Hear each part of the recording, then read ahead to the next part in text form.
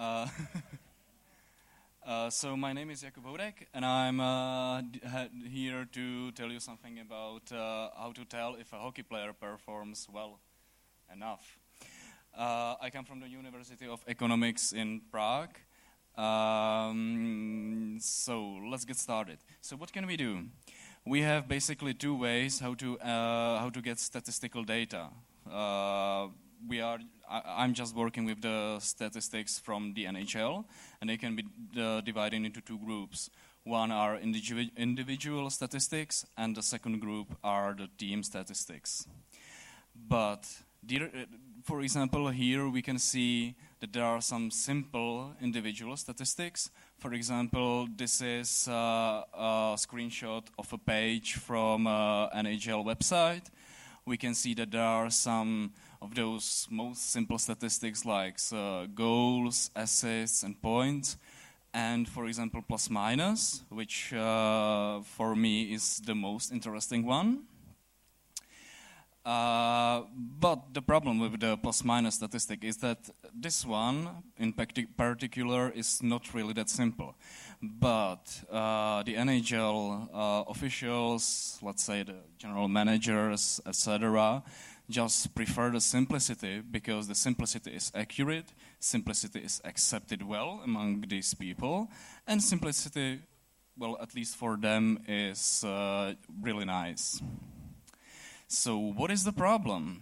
The problem is that if we have just goals, assists, and points, or let's say penalty minutes and stuff like that, we don't really have enough information about those players. They are not really that descriptive. For example, if we take in mind defensemen, they can be, let's say, divided into 2 or 3 groups. One group are those defensemen that are specialized in defense. Some are two-way players, and some are just really offensive. When you are trying to judge an offensive defenseman, well, he will probably have a lot of points. But the defensive defenseman, he won't have, he will have just a few points. So there are some advanced statistics that help us to understand better the players' performances. It's not really seen that much, but one of the most important advanced statistics is called Corsi. It is basically a sum of the shots on goal, the missed shots, and the blocked shots. This is the one that is considered to be the alpha and omega of the advanced statistics. But if you have just these statistics, it is not, you can do much more with these things. For example, I have applied a model developed by Brian McDonald. Here you can, for example, see that there is a negative correlation between the offensive performance and the defensive performance of players. The result of this model is called adjusted plus minus because because the plus minus statistics is affected highly by with whom the player is playing, and this cleans it a little. I have also verified this model. We can see that this is the histogram of the offensive skills of players. It quite resembles a normal distribution, which makes quite a lot of sense because you have some players that are really good, some players that are maybe still learning, and quite a lot of players that are just, let's say, above average or below average. I have also tried backtesting this model by Brian McDonald by creating a logistic regression model. I have just aggregated those APM statistics, adjusted plus minus statistic. This should result with the overall strength of a team, and these overall strength of a team could determine how the team, is just good or well performing.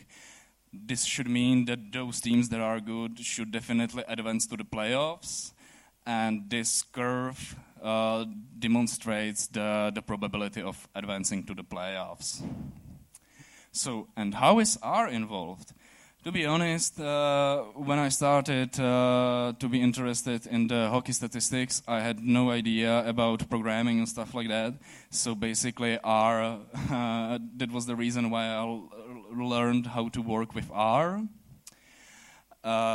Here you can see the input data. This input data looks at the first sight quite messy and chaotic, but it actually is, it makes a lot of sense. And there is quite a good system behind this. So how do we get this data to the R? Thanks to the NHL Scrapper package developed by Mr. A.C. Thomas and Mr. Samuel Ventura.